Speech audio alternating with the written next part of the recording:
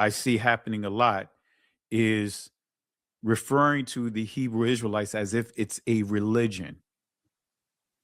You know, being a Hebrew Israelite is not a religion.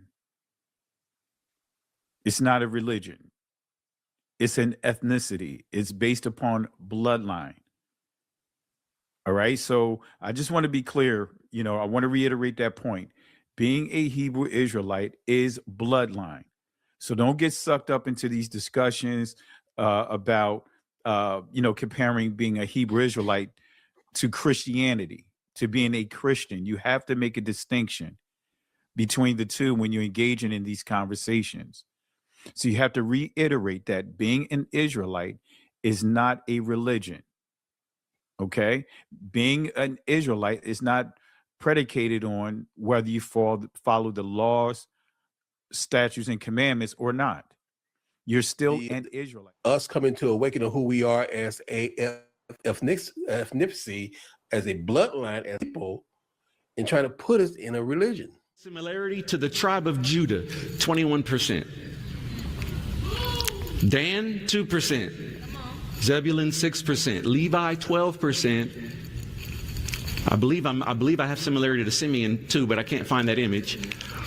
But of Judah, 21%. Of the remaining tribes, it was all less than 1%. But it says my highest genetic similarity is with a woman by the name of Neka from the tribe of Judah. And that's a 40% similarity. Okay, so I have DNA evidence that I'm an Israelite. Now watch this. You think I'm the only one in Israel? Brothers and sisters that's in this awakening that can kind of like take a supremacist approach when you mention the name Africa and associate it with Israel. Right. Absolutely. Israel is in what is called Africa of today. We know that that landmass went through a number of names. It was also called Ethiopia. It was called Egypt. You know, whatever's the dominant society, tend to, the name tend to connect with or is used rather. Right. So, but here we just gave you a source from the 1st century about the name Africa. Now, this is according to Josephus, right? Josephus is a historian that lived during the 1 AD, right? This is coming from Josephus, Antiquity of the Jews, book 1, chapter 15. Look at what he says here. He states that Abraham's sons by Keturah settled in Africa or in Arabia, possibly implying that Africa was named after them. Now let's go ahead and go to it here. Again, this is Josephus, right? He's an Israelite, also an historian. So it says here, the country of Africa took its name because these men were auxiliaries of Hercules when he fought against Libya and Ateas, and that Hercules married Afra, daughter, and of her he begat a son, Diodorus, and that Sophon was his son, from whom that barbarous people called Sophacians were dominated. All right. But it goes on to say here, and this is the key, Malchus, who wrote a history of the Jews in agreement with the history of Moses, their legislator, relates that there were many sons born to Abraham by Keturah. Nay, he names 3 of them, Aphir and Surim and Japhron. That from Surim was the land of Assyria, dominated, and from that, from the other 2, Aphir and Japron, the country of Africa took its name.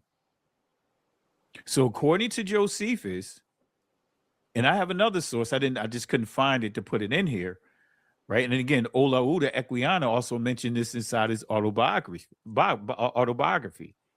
So according to Josephus, he's stating and pointing out that Africa name came from from this son, the name of Abraham's son. by way of his wife Keturah. So Africa, according to what I just shared with you, is a Shemitic name.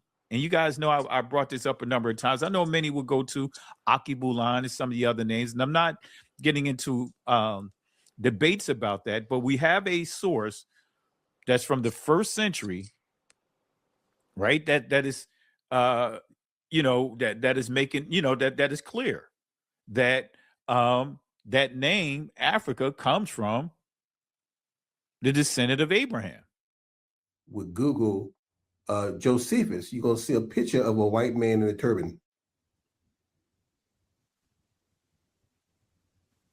Absolutely. I'm looking at the picture you have up, Pastor. I mean, but they couldn't do that. But Josephus was an Israelite, and like you said, that name Lucius is still an Israelite. Paul was born in Syria, in Tarsus, in the area of Rome. But that J haplogroup, was created for us and approved like almost 15 years after the very first haplogroup that was established, which is E, which stood for Northeast Africa, that territory. But gradually they started pushing the E out of that territory. Think about the game plan. They renamed Northeast Africa and called it the Middle East. So they're constantly developing a way to completely remove us from that territory and label the Middle East as like it's not part of East Africa, like it's its own area, even though it sits on the same tectonic plate. So they came up with the label Levant, right? Levant is like a 15th century title. They came up with the term Fertile Crest. All these labels to try to isolate these key areas.